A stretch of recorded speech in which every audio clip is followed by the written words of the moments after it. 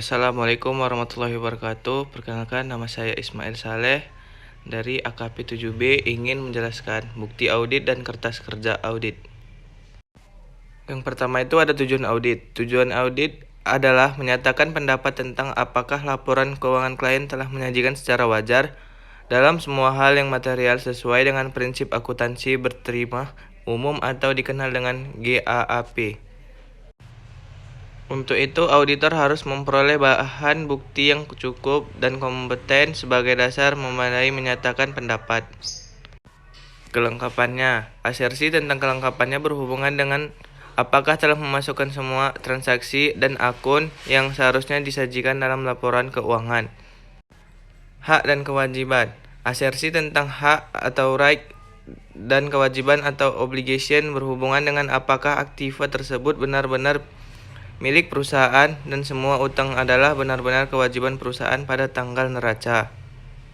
Penilaian atau alokasi, asersi penilaian atau lokasi berkaitan dengan kecepatan metode penilaian maupun pengalokasian yang digunakan secara perusahaan serta kebenaran perhitungannya.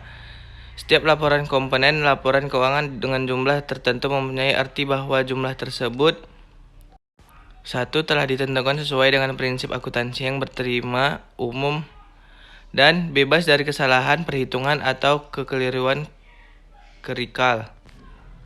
Bukti audit. Bukti audit adalah segala informasi yang mendukung data yang disajikan dalam laporan keuangan, yang terdiri dari data akuntansi dan informasi pendukung lainnya.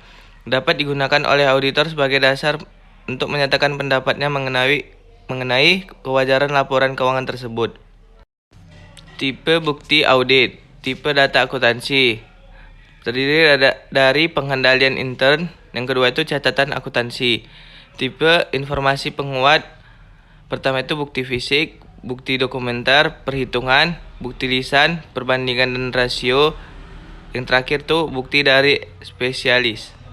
Kecukupan bukti audit. Berkaitan dengan kuantitas bukti audit, faktor mempengaruhi kecukupan bukti audit meliputi dari materialitas, risiko audit, faktor-faktor ekonomi, ukuran dan karakteristik populasi. Kompetensi bukti audit adalah berkaitan dengan kuantitas atau mutu bukti-bukti tersebut. Bukti yang kompeten adalah bukti yang dapat dipercaya, sah, objektif, dan relevan. Evaluasi bukti harus lebih teliti bila menghadapi situasi audit yang mengandung risiko besar. Situasi tersebut adalah sebagai berikut: pengawasan intern yang lemah, kondisi keuangan klien yang tidak sehat, manajemen yang tidak dapat dipercaya, pengganti kantor akuntan publik, perubahan peraturan perpajakan, usaha yang bersifat spekulatif, yang terakhir itu ada transaksi yang kompleks. Program audit. Standar auditing yang berlaku secara umum menyatakan bahwa dalam merencanakan audit, auditor harus mempertimbangkan sifat, luas, dan saat pekerjaan yang harus dilaksanakan serta harus mempersiapkan suatu program audit tertulis untuk setiap audit. Jenis-jenis pengujian yang termasuk dalam program audit meliputi: pertama itu prosedur analitis, yang kedua itu prosedur awal, ketiga ada pengujian estimasi akuntansi, yang keempat pengujian pengendalian, yang kelima ada pengujian transaksi, yang keenam ada pengujian saldo, yang terakhir itu ada pengujian menyajikan dan pengungkapan. Kertas kerja audit.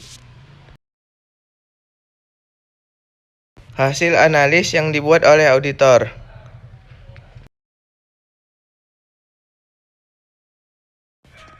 Isi kertas kerja audit. Kertas kerja harus cukup memperlihatkan bahwa catatan akuntansi cocok dengan laporan keuangan atau informasi lain yang dilaporkan serta standar auditing yang dapat diterapkan telah dilaksanakan. Tujuan pembuatan kertas kerja audit. Teknik dasar pembuatan kertas kerja audit.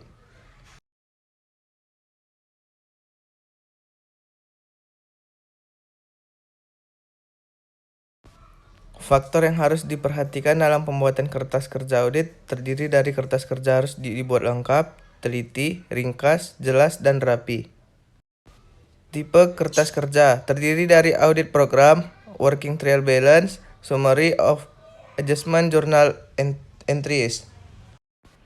Tahap penyusunan audit financial statement.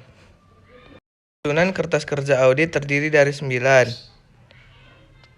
yaitu sebagai berikut. Pengarsipan kertas kerja audit terdiri dari current file, permanent file. Kepemilikan kertas kerja audit. Kertas kerja audit akuntan yang disusun selama pelaksanaan audit, baik yang disusun oleh auditor sendiri maupun disusun oleh klien untuk auditor, adalah milik auditor. Oleh karena itu, semua kertas kerja tersebut harus disimpan oleh auditor dengan sebaik-baiknya. Sekianlah penjelasan dari saya. Assalamualaikum warahmatullahi wabarakatuh.